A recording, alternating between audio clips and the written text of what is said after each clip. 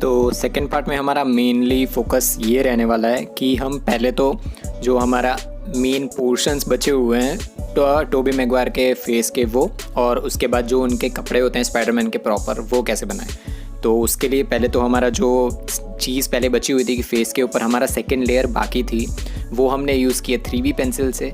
सिर्फ darker sides को हमने शेड किया है। आपकी पेंसिल को मैं रिकमेंड करूँगा कि हमेशा जितना हो सके उतना ज़्यादा आप उसको शार्प करते रहिए, क्योंकि जितना आप ज़्यादा शार्प करोगे उतनी अच्छी आपके शेडिंग होने वाली है। क्योंकि शेडिंग के बीच में अगर पेंसिल्स जब हम स्ट्रोक्स करते हैं शेडिंग के, उसके बीच में जब भी थोड़े बहुत खड्डे या ऐसा कुछ रह जाता है, तो उसको जब हम ब्लेंड करने जाते हैं किसी भी मेकअप ब्रश या फिर कोई भी अगर ब्लेंडिंग स्टम्प या किसी से भी हम ब्लेंड करने जाते हो तो सॉफ्ट ब्लेंडिंग नहीं होती वो।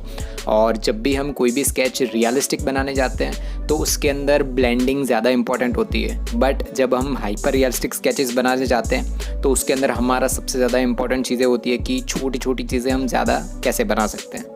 तो कैम छो मेरे चित्रकारों, मेरा नाम है SP। स्वागत है आपका पोर्ट्रेट स्केचिंग की दुनिया में। सब्सक्राइब कर दो अगर आप भी आर्ट को मेरी तरह ही प्यार करते हो, और बेल नोटिफिकेशन को ऑन कर दो ताकि जब भी मैं एक नया आर्ट ट्यूटोरियल आपके लिए लेके आऊँ आपको तुरंत पता चल जाए। अगर आपने पार्ट 1 नहीं देखा तो पहले लिंक डिस्क्रिप्शन में लिखी हुई है। फोकस करोगे टोबी मैगवायर के फेस में तो सिर्फ आईज के अंदर का जो पार्ट है वो, आईब्रोज और थोड़ा बहुत जो नोज़ का पार्ट है वो, सिर्फ वो 3-4 पार्ट ही ऐसे हैं जो थोड़े बहुत डार्क हैं। मतलब ज़्यादा से ज़्यादा 3B या 4B जो भी आपको अच्छा लगे, मतलब 3B मैक्स टू मैक्स होगा, बट 4B सिर्फ वो पार्ट्स जो कम्प्लीटली डार्क है।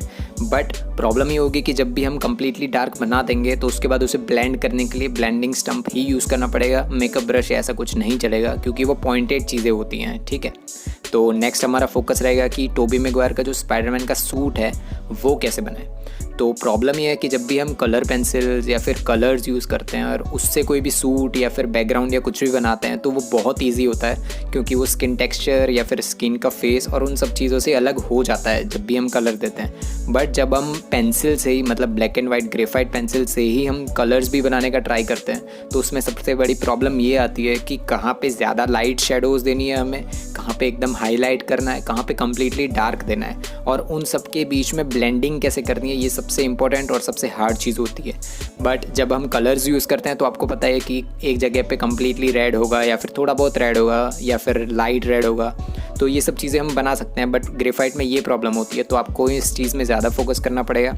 तो उसके बाद चीज़ ये है कि जब भी स्पाइडरमैन का जैसे मैं बनाने का स्टार्ट कर चुका हूँ तो उसके लिए मैंने मैकेनिकल पेंसिल यूज़ की है। और मैकेनिकल पेंसिल मैंने इसलिए यूज़ की है क्योंकि वो सिर्फ 0.5 mm होती है और मुझे बहुत छोटी छोटी डिटेल्स देने में मदद करती है। और चीज़ ये है कि जब भी हम मैकेनिकल पेंसिल यूज़ करते हैं तो उसमें ज़्यादा प्रेशर अप्लाई मत किया करो, क्योंकि जब भी आप मैकेनिकल पेंसिल में ज़्यादा प्रेशर अप्लाई करोगे और उसके बाद अगर उसको हमें इरेज करना होगा या फिर उसके अंदर ज़्यादा डिटेल्स देनी होगी या फिर हाईलाइट करना होगा तो वो पॉसिबल नहीं रहेगा, क्योंकि मैकेनिकल पेंसिल गड्ढा बना देती है पेपर के अंदर अगर ज़्यादा प्रेशर अप्लाई किया जाए। तो लाइट हैंड से मैकेनिकल पेंसिल से आप पहले आउटलाइंस बना दो, जो भी मतलब स्पाइडरमैन का सूट है उसकी आउटलाइंस बना दो। उसके बाद आप देखो कि कहाँ पे एकदम लाइट रेड बन रहा है, कहाँ पे डार्क रेड बन रहा है, और जहाँ पे डार्क रेड है वहाँ पे पेंसिल 3B या 4B यूज़ करो और कम्प्लीटली उसे डार्क बना दो। और जो पार्ट्स ऐसे हैं जहाँ पे थोड़ा बहुत लाइट बन रहा है वहाँ पे 2B या फिर 3B पेंसिल से थोड़ा प्रेशर अप्लाई करके ज़्यादा डिटेल्स दे सकते हो। आप मैकेनिकल पेंसिल यूज़ करके ही आप ज़्यादा डिटेल्स दे पाओगे, बट वो वाली प्रोसीजर मैं जब टॉम हॉलैंड का स्केच बनाऊंगा पार्ट 3 में उसमें बताऊंगा। और अगर आपको जानना है कि कैसे मैंने हर एक पार्ट ये वाला बनाया है, मतलब ये पूरे स्केच का बहुत लंबा है, पर अगर आपको डिटेल्स देखनी ही है कैसे मैंने प्रेशर अप्लाई किया है अलग अलग जगह पे, कौन सी पेंसिल्स यूज़ की है, तो मेरा संडे को पूरा अपलोड हो जाएगा। श्वेत स्केचेस 2.0 चैनल है मेरी, उस पर पूरा रियल टाइम स्केच अपलोड हो जाएगा।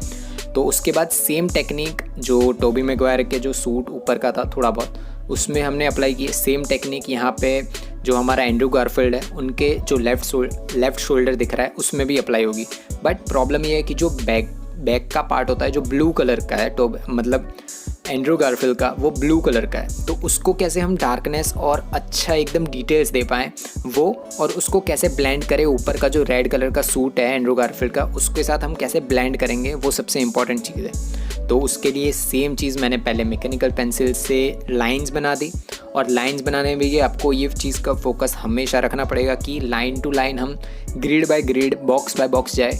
कभी भी एक साथ 3-4 बॉक्सेस को बनाने का ट्राई मत करो, कि जब भी आप एक से ज़्यादा बॉक्सेस पे फोकस करोगे तो छोटी छोटी डिटेल्स रह जाएगी, और छोटी छोटी डिटेल्स ही हैं जो आपका पूरा स्केच बनाने में आपको हेल्प करती है। तो इन चीज़ों पे फोकस करो ताकि आपका स्केच बढ़िया दिखे।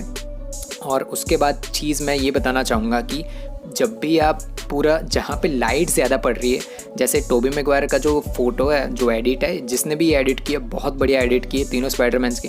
तो टोबी मैगवायर का जो स्पाइडरमैन का जो सूट है उस पर ज़्यादा लाइट इतनी नहीं पड़ रही है, बट जो एंड्रू गारफील्ड का स्पाइडरमैन है उसके लेफ्ट शोल्डर पे बहुत ज़्यादा लाइट पड़ रही है। और कुछ एरियाज़ ऐसे हैं जो कम्प्लीटली डार्क भी हैं, वो आगे हम देखेंगे। जो ब्लू कलर का बैक वाला पार्ट है वो कम्प्लीटली डार्क भी है। तो इन सब चीज़ों के बीच में ब्लेंड बनाना भी इम्पॉर्टेंट है। तो उसके लिए हम सिर्फ यूज़ करेंगे मैकेनिकल पेंसिल, ताकि आप पहले बेस लेयर बना पाओ। जो सूट के बीच का पार्ट होता है, रेड वाला पार्ट, और वाइट कलर की जो लाइनिंग्स होती है, तो आप पहले तो लाइनिंग्स बना दो मैकेनिकल पेंसिल से। उसके बाद उन लाइन को छुपाने के लिए आप सिर्फ आउटलाइंस होती है, जो बीच के रेड वाला पार्ट है उसको बीच सेंटर जो होता है वहाँ पे सिर्फ आप लाइट छोड़ दो थोड़ा बहुत, और जो एंड मतलब कॉर्नर्स होते हैं वहाँ पे आप मैकेनिकल पेंसिल से थोड़ा शेड कर दो, ताकि उसको बाद में आप ब्लेंड कर पाओ। उसके बाद आप मेकअप ब्रश भी यूज़ कर सकते हो और आप ब्लेंडिंग स्टम्प भी यूज़ कर सकते हो, बट मैं रिकमेंड करूँगा ब्लेंडिंग स्टम्प यूज़ करो, क्योंकि वो पॉइंटेड होते हैं और उससे आप ज़्यादा डिटेल्स भी दे पाओगे। तो जितनी ज़्यादा डिटेल्स और शेडिंग आप कर पाओगे आपके ब्लेंडिंग स्टम्प से, वो कर दो पहले। और उसके बाद आप यूज़ करो मोनो इरेज़र, और मोनो इरेज़र से जो वाइट लाइंस बन रही है, वाइट लाइंस जो मतलब पूरा जो मकड़ी जैसा बना रखा है पूरे मतलब कॉस्ट्यूम के अंदर, उसको आप वाइट लाइंस बना दो। बट सारी लाइंस वाइट नहीं है, कुछ लाइंस ऐसी भी है जो ग्रे है, तो आपको इस चीज़ों पे फोकस भी करना पड़ेगा। तो उन चीज़ों को लाइट भी बना दो। और इसके बाद मेन चीज़ ये है कि जो टॉम हॉलैंड का जो थोड़ा पूरा एडिट किया है, उसमें सबसे बड़ा तो बताया हमारा टोबी मैगवायर को, उसके बाद थोड़ा छोटा बनाया हमारा एंड्रू गारफील्ड को, और सबसे छोटा हमारा बनाया टॉम हॉलैंड को। तो एडिट जिन्होंने भी किया बहुत बढ़िया एडिट किए। तो इसमें सबसे छोटा वाला पार्ट टॉम हॉलैंड का है, बट बहुत बढ़िया फेस दिख रहा है, डायरेक्ट लाइट उन पे पड़ रही है। तो चीज़ ये है कि उनके हेड्स जो हैं वो ब्राउनिश है, बट ब्राउनिश के भी ऊपर एक और चीज़ है कि वो कम्प्लीटली वाइट है ऊपर के पार्ट में।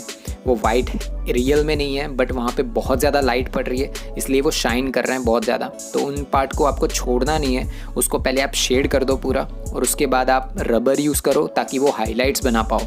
वहाँ पे हाइलाइट्स हैं, कभी भी जहाँ पे लाइट बहुत ज़्यादा पड़ रही हो उसको कम्प्लीटली वाइट मत छोड़ो, उसको पहले शेड कर दो 2B या 3B पेंसिल से। उसके बाद हाइलाइट्स दो उसमें, ताकि वो रियल लगे। बहुत छोटी छोटी डिटेल्स देनी पड़ती है ताकि आपका स्केच बहुत ज़्यादा अच्छा लगे। और जब भी आप डिटेल्स छोड़ दोगे आपके स्केचेस के अंदर, तो आपके स्केचेस बहुत बढ़िया नहीं दिखने वाले हैं। तो इन छोटी छोटी चीज़ों पे आपको फोकस करना पड़ेगा। और हम देखेंगे कि टॉम हॉलैंड का पूरा स्केच कैसे बनाते हैं नेक्स्ट पार्ट में, जिसके अंदर रिमेनिंग पार्ट जो है कॉस्ट्यूम के वो भी हम देखेंगे। तो मिलते हैं पार्ट 3 में।